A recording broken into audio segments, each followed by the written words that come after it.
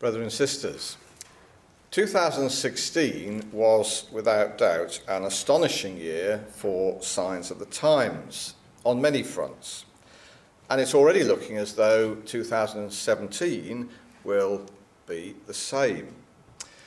Two of the most significant events of the past year, of course, and for many people the most surprising, are the referendum result in the United Kingdom to leave the European Union that will have a profound impact on both Britain and what remains of the EU, and also the election of Donald Trump as President of the United States of America. He wasn't expected to win the Republican nomination, let alone the office of President. Now, clearly, these are not chance happenings. The scriptural principle is very clear, and it's the one that's set out as our theme for this afternoon. The Most High ruleth in the kingdom of men, and giveth it to whomsoever he will. And that principle is actually emphasised several times to King Nebuchadnezzar in Daniel chapter 4. It was true then, and it will continue to be true until the kingdom of men is finally replaced by the kingdom of God at the return of the Lord Jesus Christ.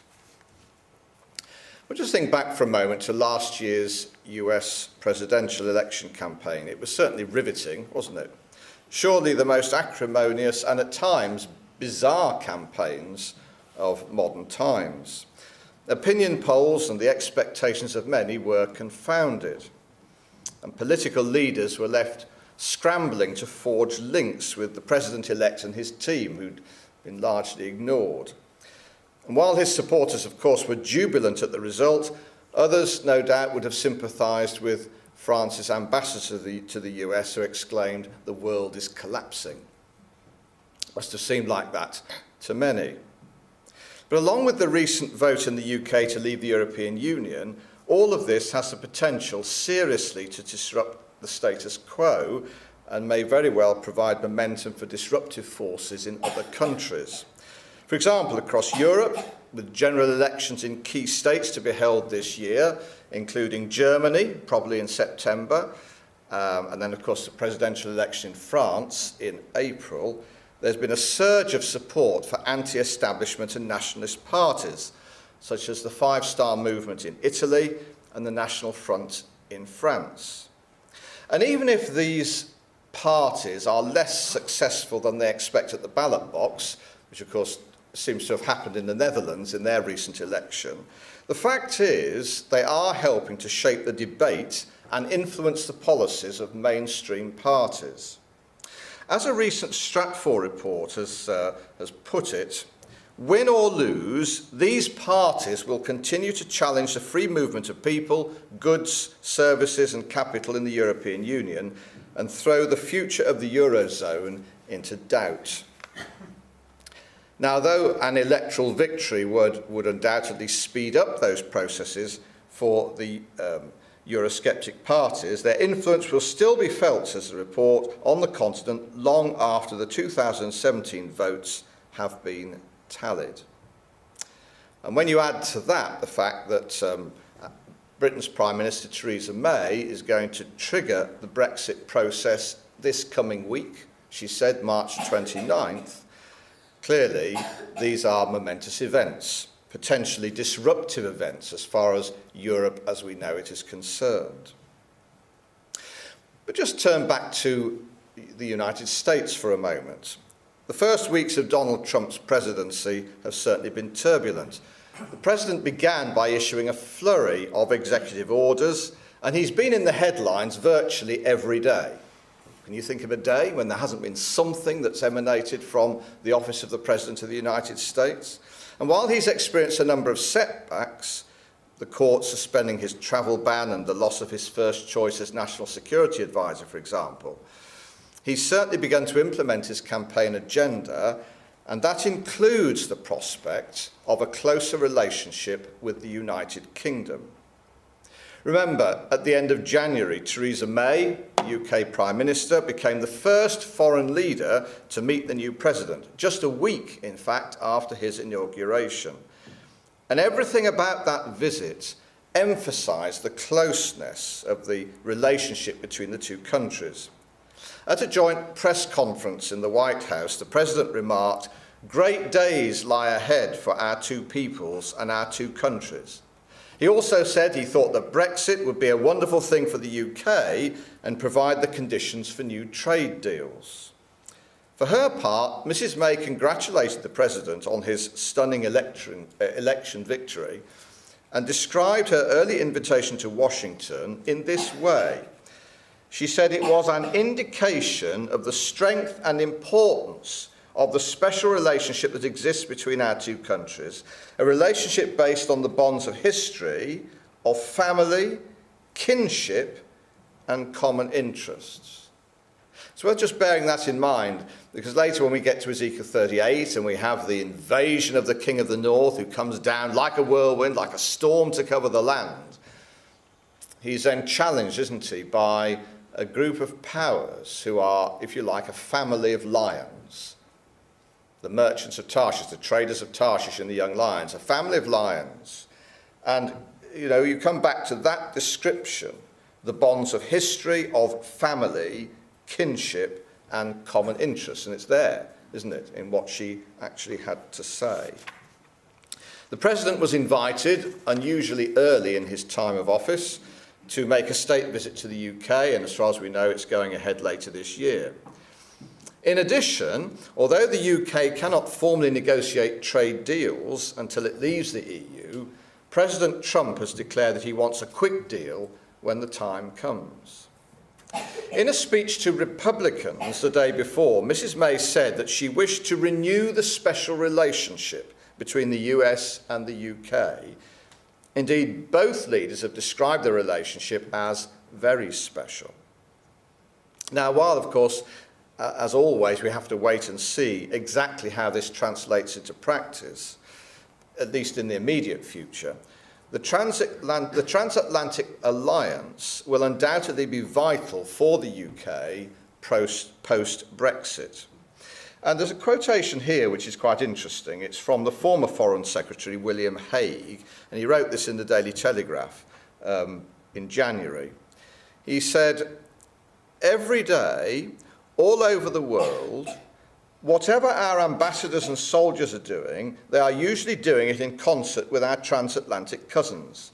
And our business with America is greater than that with any other single country, even before attempting a special trade deal. The alliance with the USA is the one relationship the UK has that is truly indispensable." In addition, the UK is trying now to strengthen its relationship with the Commonwealth. The Commonwealth, well, there we have, it's a group of 52 nations. Queen is head of state of 16 of those. Most member states having previously been part of the British Empire, with a combined population of 2.2 billion, covering 6 continents. It occupies almost a quarter of the world's landmass, and its combined GDP is £6.9 trillion.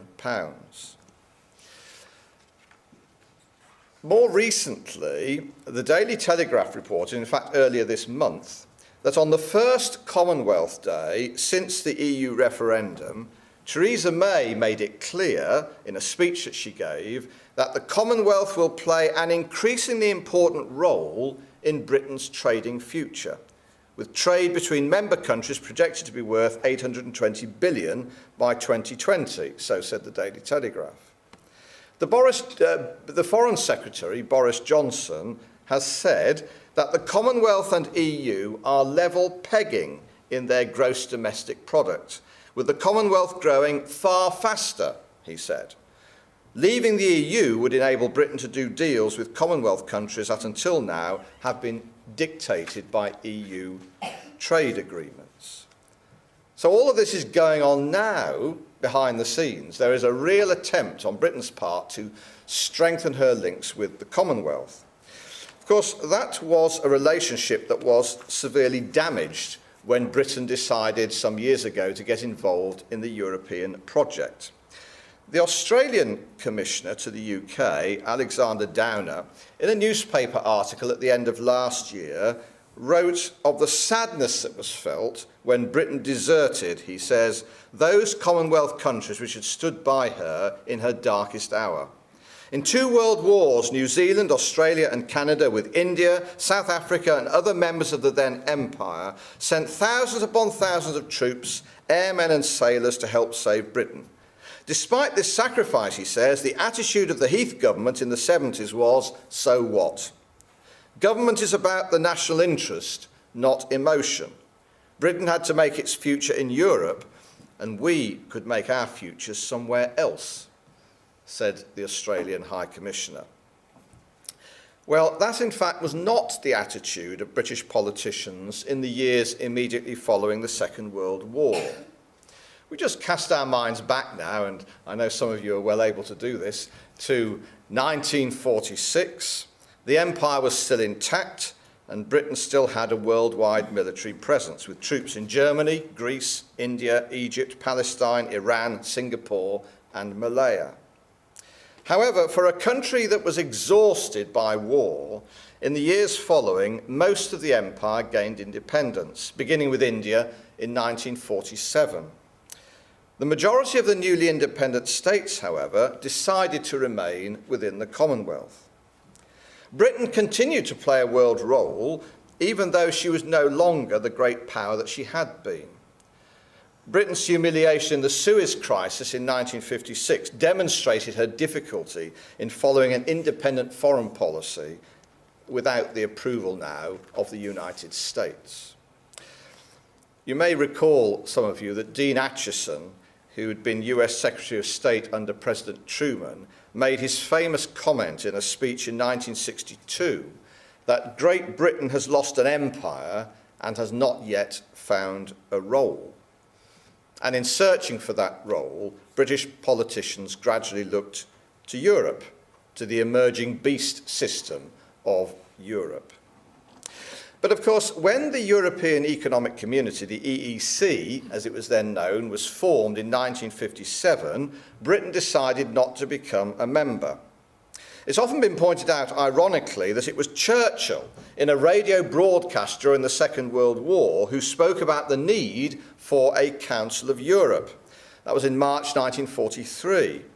After the war, in September 1946, he delivered a speech at Zurich University in which he advocated, as I've put on the screen there, a United States of Europe, in order for those countries, he felt, to hold their own in the modern world. He saw Great Britain and its Commonwealth, the USA, and he hoped Soviet Russia as he describes them, friends and sponsors of the new Europe, but not members of it.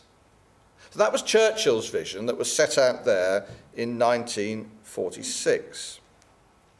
The Treaty of Rome, which established the EEC, was signed on March the 25th, 1957. And it's worth just lingering over that slide a little. March the 25th, today. So this is the 60th anniversary of the signing of the Treaty of Rome, and EU leaders are today in Rome celebrating that particular event. It was actually signed, as we say, on March 25th, 1957, and the signatory countries then were France, West Germany, Italy, Belgium, Luxembourg, and the Netherlands. Of course, this has now developed into what we know as the EU, the European Union, comprising 28 countries, though soon to be 27, and incorporating some 510 million people. Now, just think about the significance of this. Today, we have European leaders in Rome celebrating the signing of this treaty, but the main purpose of their visit there is not just to look back, it is to look forward as they see it, because they want to think about how the EU is going to develop. The British government didn't see any point in Britain's Prime Minister attending, because, of course, Britain is seeking to leave, so she's not there. I was listening to a radio broadcast yesterday, and they were interviewing a journalist who was actually present, a British journalist who was present at that signing in 1957. And he made the comment that the following day, the leaders of the Six Nations there all trooped to see the Pope. Pius XII, who was the wartime Pope. Well, this time it's happened the other way round, because the EU leaders went to see Pope Francis yesterday. But think about that. You've got this inextricable link, then and now, with the papacy. Back on the 1st of March, the Sunday Express had a fascinating article, and it said this: Brussels chiefs are hoping the pontiff can provide them with the leadership they are lacking to help solve the debilitating crises tearing the bloc apart. One pro-EU think tank official said that with Barack Obama gone from the White House, the head of the Catholic Church was the only moral authority European politicians had left to follow. What an amazing statement that is. The only moral authority European politicians have left to follow. Now, surely, brothers and sisters, here is another development that fits our expectations of the time of the end. A Catholic-dominated European beast system in terms of Revelation 17, from which Britain will be separate. But we're jumping ahead. We want just to move back for a moment to 1957. Now, in Britain at that time, the EEC was known as the Common Market. The 6 founding nations were aiming for free competition and a common market, but the treaty that they signed then also speaks, amongst other things, of working for a closer union of European peoples. So its aim was always wider than simply a common market. But at that time, back in the late 1950s, even the economic advantages were viewed with suspicion by the British government. It was felt that Britain would surrender full control of her economy. It would damage her trading relationship, they thought, with the Commonwealth. There was also a concern of damaging Britain's relationship with the USA if economic integration led in time to political integration. But by the early 1960s, these doubts, which actually resonate with us very much today, don't they? These doubts had largely been cast aside. And the British government under Harold Macmillan announced a desire to join the EEC, only to have the negotiations scuppered by General de Gaulle of France, who said no to Britain's membership in 1963. And he gave various reasons why he was saying no. He didn't want Britain in the EEC, such as Britain's economic woes at the time. But actually, when we look at what de Gaulle had to say, we look at some of his objections, he was certainly right about some of the things he said, even though at the time he was vilified in the British press. For example, he said, England in effect is insular, and presumably he meant as far as Europe was concerned. She is maritime. She is linked through her interactions, her markets and her supply lines to the most diverse and often the most distant countries. She pursues essentially industrial and commercial activities, and only slight agricultural ones. She has in all her doings very marked and very original habits and traditions. So he said no. He recognised that Britain just didn't belong to the European project, and he vetoed Britain's membership for a second time in 1967. But de Gaulle's successor, Georges Pompidou, was more sympathetic to Britain's third application for membership under Prime Minister Edward Heath, and Britain finally joined the Common Market on the 1st of January 1973, a decision that was then subsequently ratified in the 1975 referendum. But in the 40 years that have followed, as de Gaulle foresaw, Britain's relationship with the EU as it became has been fraught with difficulty. There have been arguments over budget contributions, loss of sovereignty and national identity, free movement of people and the level of immigration, amongst other things, which of course all came to a head last year in the EU referendum result to leave. Now there's a prospect of the UK once more becoming a more outward-looking global trading nation. When you look at the newspaper reports, they're all emphasising this feature, aren't they? An outward-looking global trading nation, which fits perfectly the position that's described in the prophets, the merchants, the traders of Tarshish, that challenge the king of the north when he comes down at the time of the end. It's notable, actually, how quickly after the Brexit vote last year, other nations were expressing an interest in making trade deals with the UK, including Australia, Canada, India, New Zealand, the USA, and many others.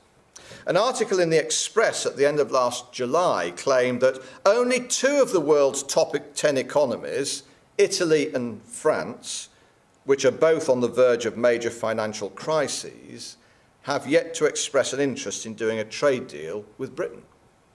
So very quickly, many nations were in there wanting to have a trade deal with this country.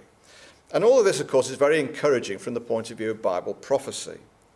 In the 1970s, many brethren were very surprised indeed when Britain joined the common market and predicted from their understanding of prophecy that at some point she would have to leave. Of course, we're seeing the fulfillment of their expectation in line with Bible prophecy, aren't we? The basis of this expectation, of course, amongst other things, lies in the association of Great Britain with the biblical Tarshish. Now, there is a little extract from Brother Thomas's first magazine, the Apostolic Advocate, and that's from 1838.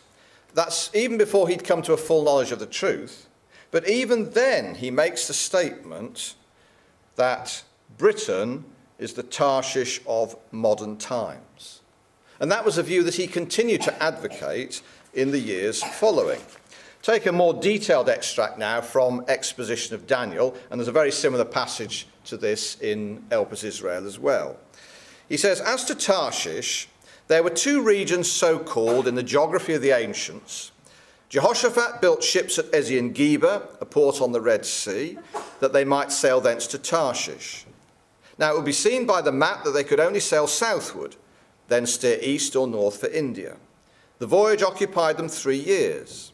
In the days of Solomon, the trade was shared between Israel and the Tyrians, for he had at sea a navy of Tarshish with the navy of Hiram. Once in 3 years came the navy of Tarshish, bringing gold and silver, ivory, apes and peacocks.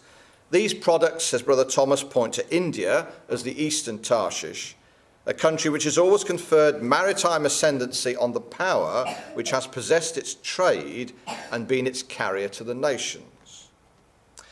Then he continued, "But there was also a Tarshish to the northwest of Judea. This appears in the case of Jonah, who embarked at Joppa, now Jaffa, on the Mediterranean, to flee into Tarshish from the presence of Yahweh. He could only sail towards the west. Like the eastern Tarshish, it was a country, not a city, whose merchants frequented the Tyrian fairs. Addressing Tyre, the prophet says, 'Tarshish was thy merchant by reason of the multitude of all kinds of riches. With silver, iron, tin, and lead they traded in thy fairs.' These metals, says Brother Thomas, are preeminently the products of Britain." And then he goes on to say, "The merchandise of the northern Tarshish and of the eastern identifies Britain in the north and India in the east with the 2 countries of that name." So he's very clear in his view about this association between Britain and Tarshish. It's not an identification, of course, that has always been accepted by brethren. And of course we have to accept it is a matter of interpretation. But there are, I think, a number of indications that this view is essentially correct, despite Britain's more diminished role in the world since the end of her empire. So what does the Bible tell us about Tarshish? Well, let's just take a few passages, a few there on the screen. First of all, we go back to Genesis chapter 10, and we read that Tarshish was a son of Javan, of the family of Japheth, and he inhabited the isles of the Gentiles. The isles of the Gentiles. Psalm 72 makes the same point. It says in connection with the establishment of the kingdom of God, so this Tarshish is still there at that time, "The kings of Tarshish and of the isles shall bring presents." Then we come to the third bullet point there, and we've got Jonah. Jonah chapter 1 boarded a ship to go to Tarshish. Well, it had to be a place then, didn't it? If he's bought a ticket and he gets on this ship and he's going somewhere, he's got to be going to a place. It had to be an actual place. So he boards a ship and he heads off towards Tarshish. Now, as Joppa is in the eastern Mediterranean, and Jonah was seeking to travel as far away as possible in the opposite direction from Nineveh, because he did not want to preach to the inhabitants of that city, the only direction he could reasonably travel in was west. So he's travelling then off to the west. Isaiah 23 describes Tarshish as being afar off. Now, Isaiah 23 gives us the burden of Tyre, and in that chapter it makes the comment, "Pass ye over to Tarshish." Tyre traded with Tarshish and became associated with her after her fall. The prophets indicate that in the latter days there's going to be a counterpart of the Tyre-Tarshish power. Then just come to this passage, Ezekiel 27. Again, it just makes the same point. Tarshish traded with Tyre. Tyre was the ancient capital of the Phoenicians, who were great sailors and traders of the ancient world. And you notice from Ezekiel 27, we're told what they got from Tarshish: silver, iron, tin, and lead. So the prophet describes it then as a far-off land, a trading nation where these particular metals were found. Then if you go to the second bullet point on the screen, 2 Chronicles chapter 9, we're told that Solomon and Hiram, king of Tyre, had a navy at Ezion-Geber in the Gulf of Aqaba. These ships went to Tarshish on a 3-year voyage, returning, we're told, with gold, silver, ivory, apes and peacocks. Now that navy could either have gone west by finding its way round the African continent and up the West African coast and beyond, or it could have gone east in the direction of India. Certainly we know that the Phoenicians did reach the West African coast, Spain, Britain, and even further afield. So we've got a great trading nation, and it's afar off in relation to the land of Israel. But then have a look at this passage.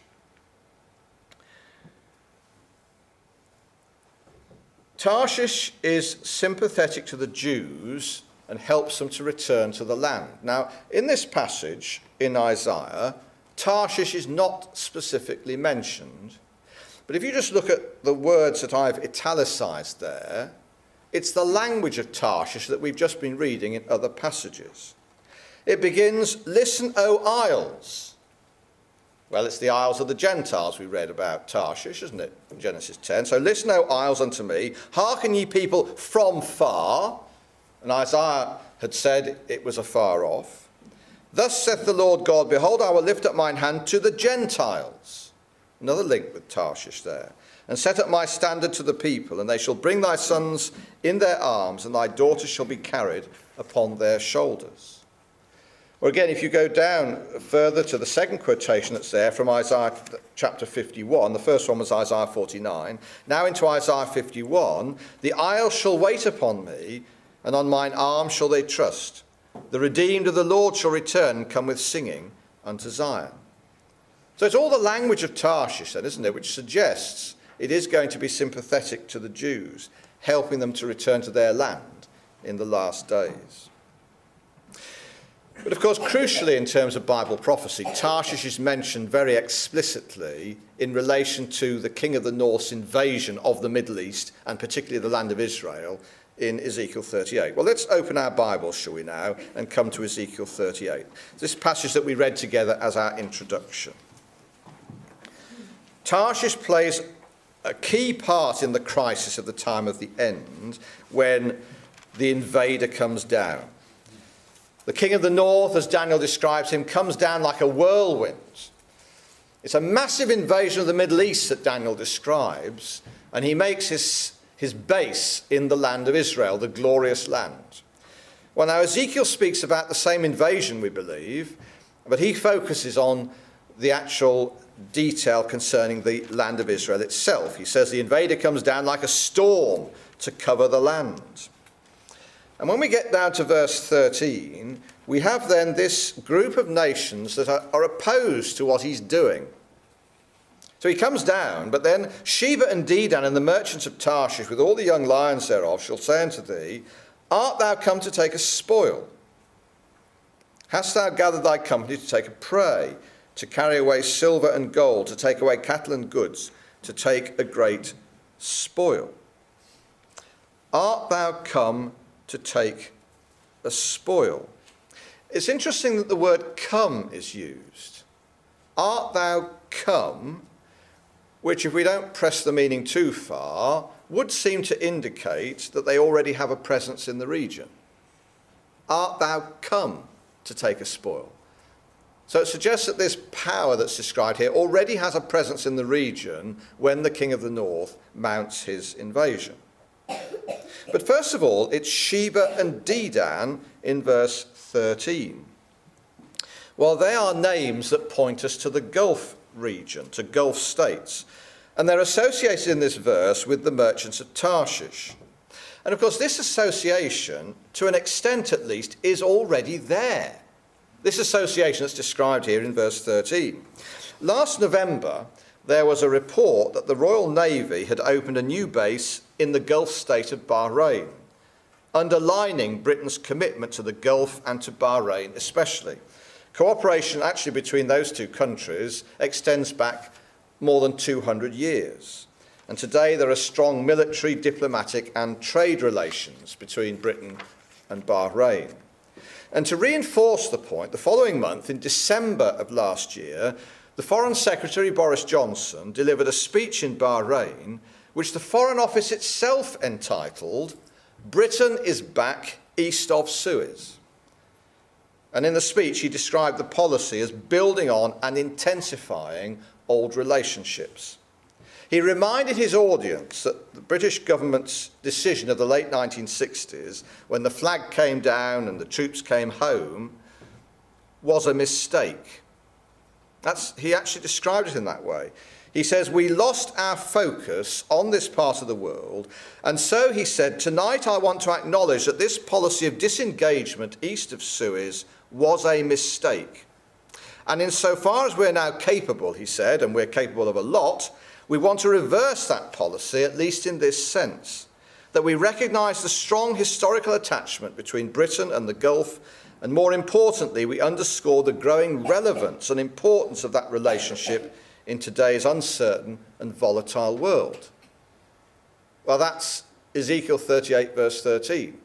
He's reaffirming the association that's described there in that verse. And the prophets of old are very clear. At the time of the end, the time associated with the coming of Christ, a strong army from the north is indeed going to come down, is indeed going to invade the Middle East and occupy the land of Israel. Ezekiel 38, in the verses that we read, when you go back to the early verses of this chapter, speaks of it as a confederation of powers that comes into the land. And this ties in with Joel's picture of the latter days. He says that one of the features of the time of the end is that nations will arm themselves, beat your plowshares into swords and your pruning hooks into spears. This is going to allow the weak to say, I am strong. And Ezekiel 38 identifies a number of smaller powers in league with Gog. And no doubt the weaker ones will consider themselves to be strong in this alliance. And of course, as we know, Ezekiel suggests that this confederacy will be led by Russia, Rosh, Meshech and Tubal, as it is back in verse 2. He's going to come like a cloud to cover the land. It's going to be an overwhelming force. A whirlwind, Daniel 11 describes it as. And amongst the nations in support are going to be Persia, Ethiopia, and Libya in verse 5. Ezekiel further indicates that this power is going to be challenged diplomatically, but ineffectively, by a group of nations who are opposed to his invasion, those more sympathetic to Israel, such as Britain, Australia, the US, and Canada, and so on, referred to in verse 13 as the merchants of Tarshish with all the young lions. So that old First World War poster that no doubt we've all seen many times before is very appropriate, isn't it? It sets out the picture so well. Interestingly, if you just look at the text on the left-hand side there, Rotherham's translation, verse 13, is, the traders of Tarshish and all her young lions. And so it just emphasises the fact that what is described for us in verse 13 is a Gentile family of lions, of nations. And the term is used of nations by Ezekiel elsewhere. If you just want to flick back for a moment to chapter 32, just take one example. Chapter 32 and verse 2. The prophet says, Ezekiel 32 verse 2, "Son of man, take up a lamentation for Pharaoh king of Egypt, and say unto him, Thou art like a young lion of the nations," and so on. So there, you've got Egypt spoken of using this particular term. And so it's no surprise, is it, when we come back to Ezekiel 38 verse 13, we have this figure of a lion used for nations. It's talking here about a family of nations who are opposed to the Gogian invasion. Just as an addition, that's a cartoon that appeared in a British Christadelphian magazine going back to February 1915, which again depicts the same thing, doesn't it? A family of lions. And Britain is there as the mother lion. So it is then describing for us a global trading power with interests in the Middle East, sympathetic to Israel. But on this occasion, described in Ezekiel 38, they are only able to voice a protest. Art thou come to take a spoil? Which means that when the invasion happens, they are either unwilling or unable to act, or perhaps just taken by surprise along with Israel herself.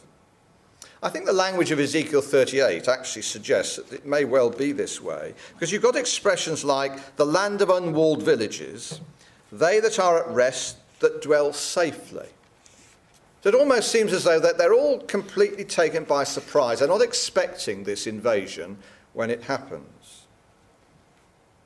Well, just speculating for a moment, is it possible that President Trump manages to secure his deal with Moscow? And then the reaction is, well, what are you doing? Haven't we got an agreement? Perhaps that's why they're taken by surprise. We don't know, but it's a possibility. During the election campaign, he made a number of well-publicised sound bites, including for the US to have a better relationship with Russia. A Daily Telegraph commentator put it like this. This is going back to November the 9th. He said, one candidate spoke about doing a deal with Russia. One candidate called Vladimir Putin a better leader than Barack Obama. But now Donald Trump is on his way to the White House. Will he be able to deliver on his oft-repeated but never clearly elaborated New Deal with Russia? So it was certainly something that was promised during the election campaign. Moscow certainly welcomed Donald Trump's election victory. President Putin, in fact, was one of the world's first leaders to congratulate the president-elect on his victory, saying that he hoped to work together for removing Russian-American relations from their crisis state. And no doubt, amongst other things, Moscow will be hoping for an easing or even scrapping of the sanctions that the US and EU imposed following Russia's annexation of Crimea in 2014, and possibly a more accommodating line with regard to Russia's involvement in the Syrian conflict. However, in practice, of course, there may only be limited room for compromise on both sides. Certainly, many of the Republicans surrounding the president are much more hawkish than he is in relation to Russia. So we have to watch developments and see what happens. But looking at current events, it's not difficult to imagine the scenario of Ezekiel 38 coming to pass. Russia, a major power to the north of Israel, is becoming ever more confident and aggressive on the international stage. Notwithstanding the harsh economic sanctions imposed on her by the EU, the US and other countries, Moscow has largely been acting as she pleases in Ukraine and Crimea, and the Baltic states are also said to feel threatened. The US, on the other hand, still the world's most powerful country, after many years of bruising conflict following 9/11, conflict especially in Iraq and Afghanistan, has shown little appetite recently for further direct military intervention. At the same time, under the previous US administration, becoming more self-sufficient in energy and less dependent on the oil-rich Gulf states, the US has been busy courting Iran, and in the process alienating its traditional supporters in the Middle East, including Israel. The thinking in Washington seems to have been that America and Iran could join against a common foe, such as ISIL, Islamic State. At some point, however, in order to arrive at the arrangement of nations foreseen here by Ezekiel, America's recent policy has got to change. And maybe the very different noises that are coming from the White House now suggest that that change is about to happen. I mean, you can't imagine that the current rapprochement between the US and Iran is going to last very long anyway. The latter still regards America as the great Satan. Well, Ezekiel is very clear how it's all going to end here in this section of his prophecy. He says, God's name is going to be magnified. He will be known in the eyes of many nations, and they will know that he is the Lord.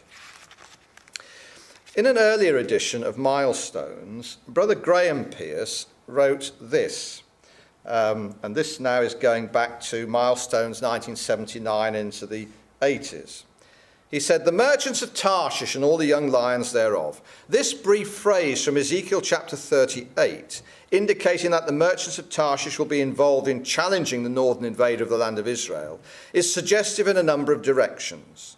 It tells us that Britain will not be part of the European Confederacy, that we can look for close cooperation between Britain and America, the strongest of the young lions, that Britain has a part to play in the Middle East, that she will maintain her world trading position, expressed in the words merchants of Tarshish.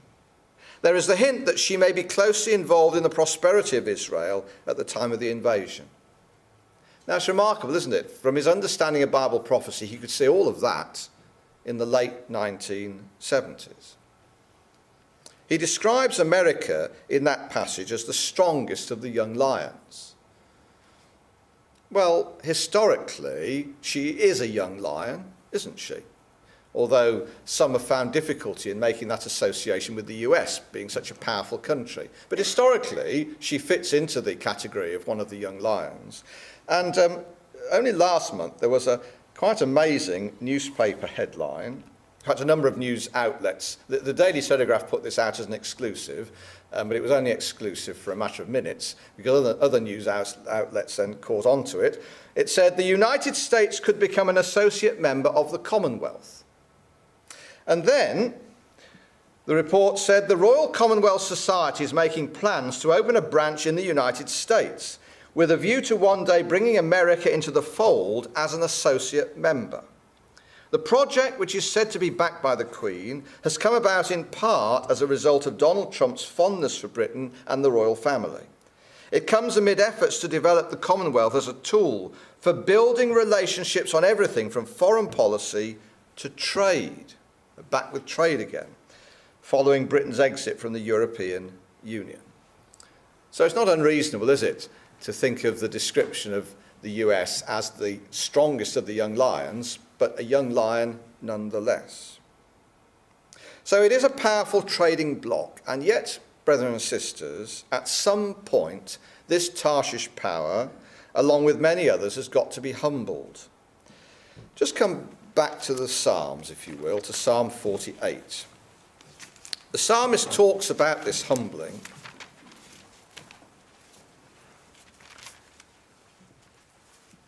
Psalm 48. Now, Psalms 45 to 48 form a little group. You begin in Psalm 45 with the marriage of Christ and his bride, and you end up in Psalm 48 with Christ exalted. So in 48 verse 1, great is the Lord and greatly to be praised in the city of our God, in the mountain of his holiness. Beautiful for situation, the joy of the whole earth is Mount Zion. We sing those words as one of our anthems. But actually, beautiful for situation is better translated, as in the Revised Version, beautiful in elevation. The joy of the whole earth is Mount Zion. Elevation. It's the same picture that we have in Zechariah 14, the effect of the earthquake, the lifting up of Jerusalem. That's what's being described here by the psalmist. So he's talking about the kingdom age, there's no question about that. But it's in that context then that we read the words of verse 6. This is Psalm 48, verse 6. Fear took hold upon them there, as pain as of a woman in travail. At verse 7, thou breakest the ships of Tarshish with an east wind. Thou breakest the ships of Tarshish with an east wind. So it's talking there about Tarshish being humbled. It has to be humbled because actually no flesh can glory in God's presence. Those nations who come down against the land under the king of the north, they're going to be punished in a very public way by the Almighty. But all nations have to submit themselves to the rule of Christ in the kingdom, and that will be true of the Tarshish power. Now, just have a look back now to Isaiah, or turn over a few pages to Isaiah chapter 2, where we've got a similar reference. So it's not just based on one verse by any means. This is a general picture that the prophets give to us. Isaiah chapter 2. Now, Isaiah chapter 2 begins with a lovely picture of the kingdom. So once again, we think about the kingdom. We often go to these verses if we want to encourage ourselves to think about the age of the kingdom to come. But in verse 5, the prophet exhorts the people of his day with this vision in mind to walk in the light of the Lord. And what then follows from verse 6 of chapter 2 all the way through to Isaiah chapter 4 verse 1 is a lengthy parenthesis where the prophet explains why God was going to forsake his people for a long time. It's because of their faithlessness. And then when you get to Isaiah 4 verse 2, you're back where you started with a vision of the kingdom. So that's the way in which these early chapters are laid out. So it's the kingdom that's set before the people and set before us, but the people of Isaiah's day were not faithful and they were going to be punished. And you notice there's a reference to Tarshish in verse 16. It says, upon all the ships of Tarshish and all the pleasant pictures, judgment is going to be brought, the prophet is saying. It presents a picture actually of a nation to whom the prophet was speaking that was wealthy, trusting in its own strength. It was lifted up in pride, just like the king Uzziah, who was brought down by God. He was humbled when he went into the temple and tried to usurp the authority of the high priest. But this chapter also goes on to speak about a greater judgment to come, not just a judgment in Isaiah's day. Just have a look at verse 12 of Isaiah 2. There he says, for the day of the Lord of hosts shall be upon every one that is proud and lofty, and upon every one that is lifted up, and he shall be brought low. Then verse 16, upon the ships of Tarshish, they're going to be brought low as well. They're brought in with this judgment. And then as you go down, he says, and the loftiness, verse 17, of man shall be bowed down, and the haughtiness of men shall be made low, and the Lord alone shall be exalted in that day. So it's a language of judgment. It includes and embraces the ships of Tarshish. And as you get down towards the end of chapter 2, you've even got echoes of the earthquake that took place in Uzziah's day. And clearly the prophet is looking beyond that to a greater earthquake to come. He presents a picture in verse 19 of men running into the holes of the rocks and the caves of the earth for fear of the Lord and the glory of his majesty, when he arises to shake terribly the earth. In that day a man shall cast his idols of silver and idols of gold which they've made, each one for himself, to worship to the moles and to the bats, to go into the clefts of the rocks, into the tops of the ragged rocks, for fear of the Lord and for the glory of his majesty, when he ariseth to shake terribly the earth. You get the picture here that the prophet is setting before us. So yes, there was a shaking of the land in Uzziah's day, but the language the prophet is using here takes us far beyond that to a greater judgment to come. That judgment would be typical of something that would happen at the time of the end. The judgment came on the nation first through the Assyrians, then through the Babylonians, but it's going to be fulfilled in a more complete sense at the time of the end. Because as Zechariah 14 tells us, another great earthquake is going to happen. And people, says Zechariah, will flee, just as they did in Isaiah's day.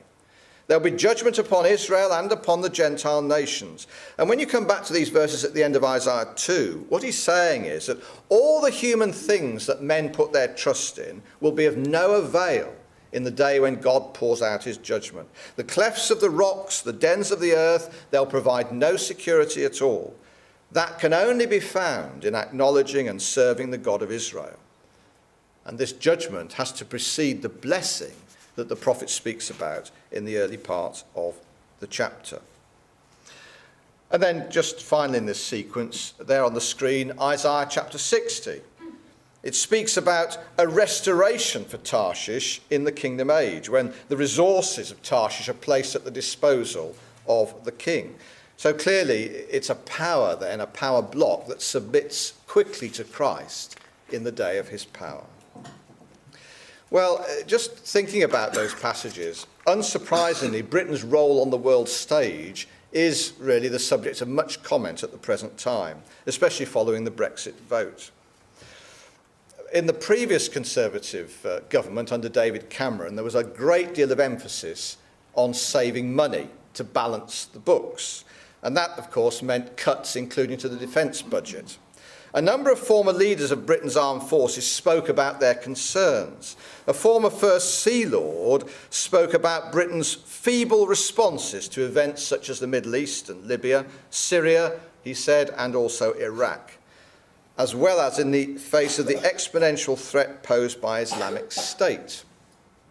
One of his colleagues, Air Chief Marshal Sir Peter Squire, back in 2015, made this very interesting comment.